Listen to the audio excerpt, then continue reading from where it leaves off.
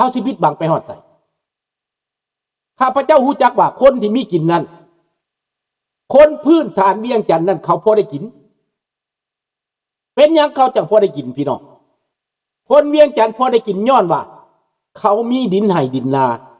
เขามีบ้านมีเฮือนมีสวนตอนรัฐเข่งขัดตอนรัฐบาลเข่งขัดตอนพวกโจรเข่งขัดเขาก็ปลูกพักปลูกมีเฮ็ดให้ใส่สวนกินเขาก็อดถูกอดยากได้เขาก็รอดมาได้ลูกหลานเขาก็ส่งไปต่างประเทศพ่อแม่ที่ไปบ่ได้ก็อยู่น้องไปบ่ได้ก็อยู่อันนี้คนเวียงจันทน์คนในตัวเมืองหลายปีต่อมาฮอดปี2020ประเทศเริ่มเปิด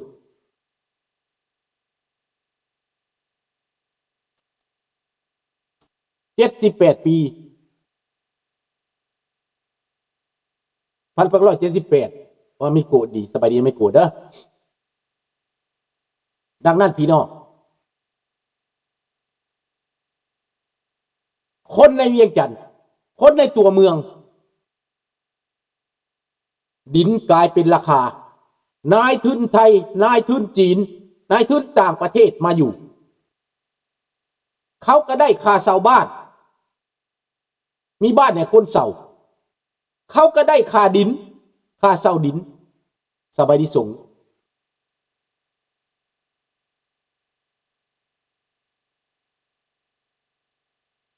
เขาก็พอได้กินได้อยากพอหันใจได้ต่อไปเขาก็ปลูกบ้านในคนเช่าต่อไปเขาขายดินบางคนก็รวยย้อนดินได้เงินก็มีทุนมีหอนไปเฮ็ดนั่นเฮ็ดนี่คนในเมืองจังอยู่ได้แต่คนบ้านนอกแต่ตอนนี้ดินยังคือเก่าแต่ที่ดินสาธารณะมันประกาศขายเป็นกิโลเมตรขายเป็นการีแมน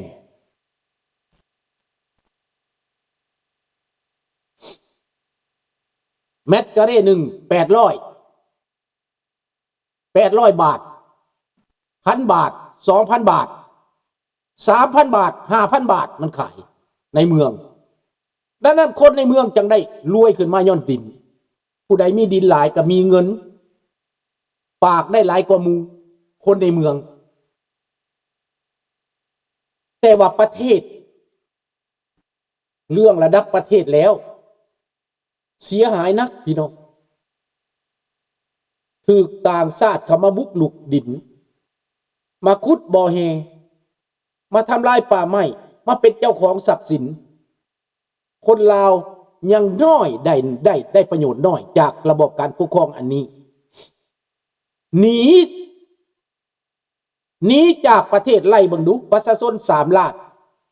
4 ล้านเอาคนลาวแต่ก่อน4 ล้านไล่เบิ่ง4 ล้านหนีไป2 ล้านหมายกว่า 50% หรือ 30% หนีไล่ทิมไว้ไล่ย่อๆตรังปวกสังกลายเป็นอพยพประชาชนลาว 30% กลายเป็นอพยพคือเบิ่งย้อนน้ำมือไผย้อนน้ำมือบักไก่สอน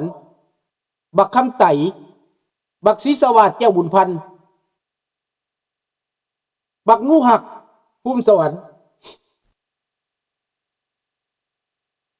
บักสมานวิญญาเกตบักจุมมาลีไสยสอนบักสมสวัสดิ์เล่งสวัสดิ์ไล่เบิ้งพี่น้องพวกผีปอบอันนี้บักคำไต่4,000 ดอนพวกนี้ขายบ้านขายเมืองทำลายชาติพี่น้อง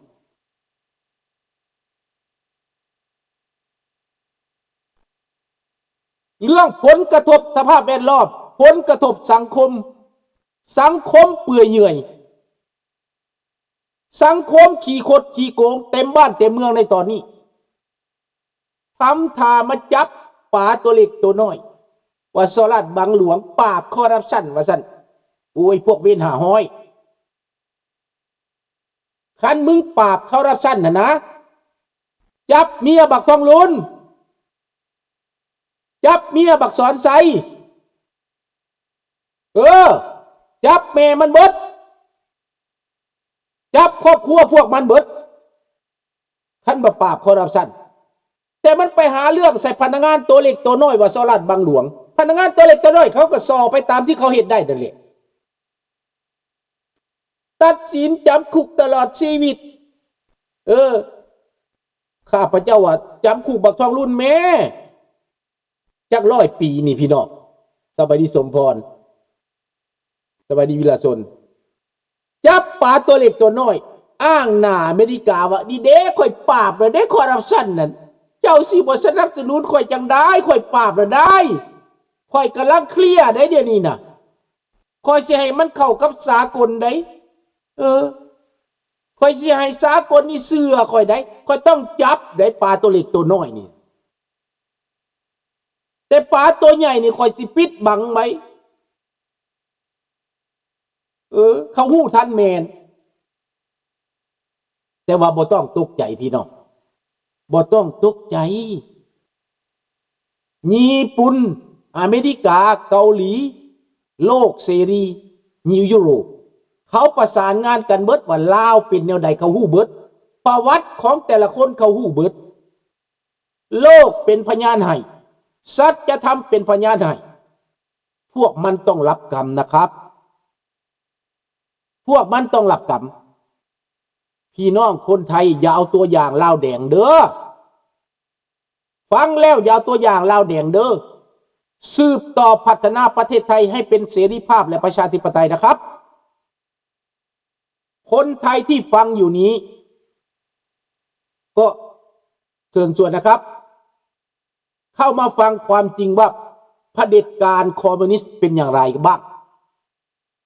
ลาวเป็นอย่างจะเป็นอย่างนี้มันเกิดอะไรขึ้น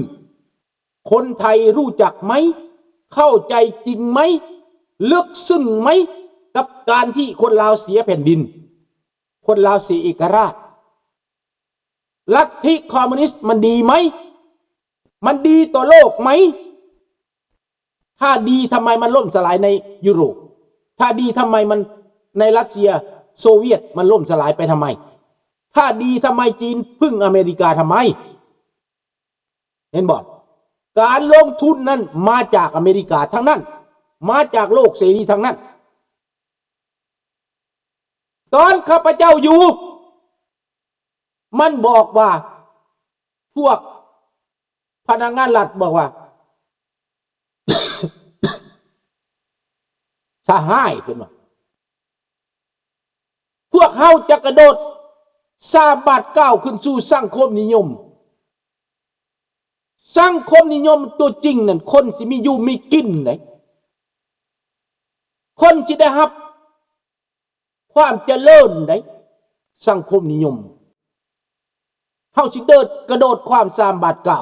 9ตั้งแต่มันเว้าปี1978มาเดี๋ยวนี้ปี2026แล้วบาท 9ที่มันกระโดดข้าพเจ้าบ่เห็นจักหมองเลยมีแต่ถอยหลังมีแต่เสียหายมีแต่ขี้ตัวมีแต่เสียหายมีแต่ขี้ตัว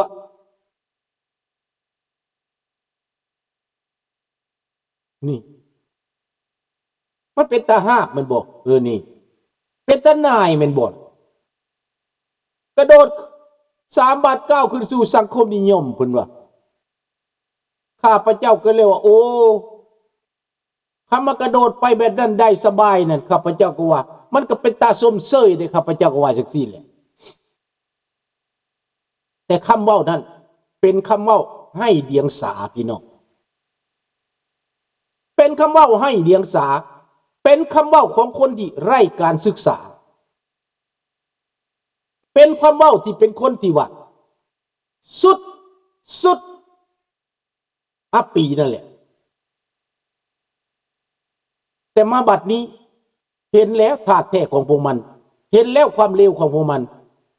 ผมเข้าลาวมาหลายปีแล้ว ว่าลาวปกครองด้วยระบอบคอมมิวนิสต์ครับนี่ดังนั้นประเทศไทยอย่าไปเอาตัวอย่างนะอย่าไปต่อต้านอเมริกาเลยเดี๋ยวนี้คนไทยหลายคนออกมาพูดถ้าร่วมมือกับจีนให้จีนทรยศให้จีนสีเทาเข้ามาคุมประเทศให้พนักงานทหารตำรวจคอร์รัปชันเพื่อผลประโยชน์แล้วประเทศไทยจะเหลืออะไรถ้าร่วมมือกับอเมริกาเขาจะเอาอะไรของเรานี่คนไทยคิดได้แล้วในตอนนี้แต่อาจจะช้าไปหน่อยนะครับในเมื่อต่อต้านอเมริกาแล้วเขาก็หันหลังให้เขาก็ไปลงทุนลาวก็ไปลงทุนเวียดนามก็ไปลงทุนประเทศอื่นแล้วคนไทยเสียหายทุนของประเทศไทยตอนนี้เหลืออะไรเหลือทุนจีนเหลือทุนเทานี่บางคนก็สิว่าไม่ใช่ปฏิวัติเด้นี่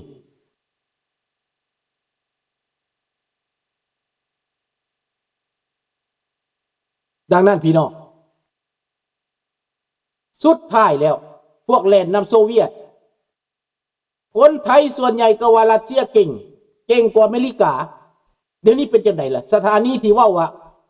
รัสเซียเก่งนั้นเป็นจังไดปีนความระบบเดี๋ยวนี้น้องธนพรสถานีต่างๆที่มันนิยมชมชอบอันโซเวียตรัสเซียนะนิยมชมชอบจีนน่ะเปลี่ยนความระบบมันยังบ่เปลี่ยนมันยังบ่ได้เปลี่ยนมันหาทางแก้ตัวอยู่ตลอดมันหวังสิตัวประชาชนมันหวังสิหลอกคนต่อไป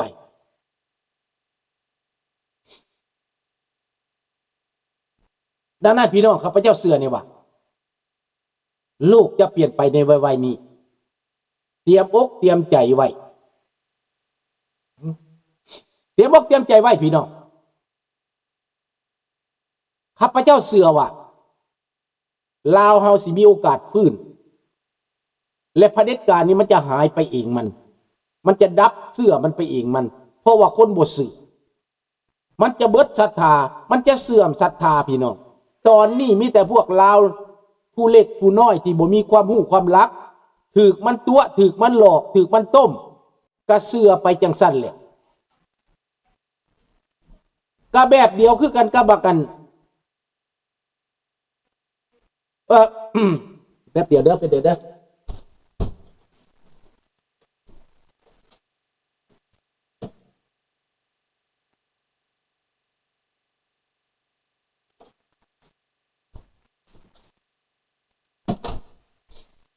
ตัวเด็กพี่น้องก็เสียงมันรบกวนเนาะเล็กน้อยเขาวุ่นวายเขาอยู่ในบ้านไม่ได้ไปข้างนอกที่พาเขาไปข้างนอกดังนั้นพี่น้องเรื่องมันถ้าว่าพวกนี้นะยังปักหลักจะปกครองต่อไปประเทศลาวนั่นนะอีก100 ปีก็ลุดหนีบ่ได้และทองลุ้นมึงดีใจบ่สิให้ประเทศลาวเป็นหนี้ไปฮอด100 ปีนะแล้วคนลาวที่เกิดใหม่ในรุ่นนี้ดีใจบ่สิให้ตัวเองเป็นหนี้ไปฮอด100 ปีหั่นน่ะหรือสิเลือกทางออกว่าเปลี่ยนแปลงเพื่อปลดหนี้ถ้าตึงสืบต่อระบอบการปกครองนี้เป็นหนี้ไปอีก100 ปีถ้าเปลี่ยนแปลงจะปลดหนี้ภายใน20 ปีจะเลือกอะไรก็เลือกเถอะครับเลือกเลยคนลาวจะเลือกเป็นหนี้ต่อไปจะเลือกล่าหลังต่อไปถึงจะเห็นเรื่องเทคโนโลยีถึงจะเห็นถนนหนทางขึ้นมาแต่ไม่ใช่ความเจริญนะอาจจะมีถนนเขาจะสร้างตอนว่าถนนนี่เขาสร้างจะให้ต่างชาติมาสร้างอเมริกามาสร้างให้ญี่ปุ่นมาสร้างให้เขาก็บอกว่านี่คือความเจริญแต่พวกท่านคิดเลิกๆบังดูอีก100 ปียังใส่ดีบ่หมดถ้าเปลี่ยนแปลงการปกครองมีการพัฒนามีผู้นำใหม่และประเทศลาวจะลุดหนีภายใน20 ปีจะเลือกอะไรครับตัดสินใจด้วยนะครับเอาไปคิดนะเอาไปคิดดีๆคนลาวจะเลือกเป็นหนี้ต่อไป100 ปีหรือจะเลือกปลดหนี้ภายใน20 ปีคนบริหารเป็นคนมีการศึกษาในต่างประเทศคนลาวมีเสื้อสายมีการศึกษา ลวง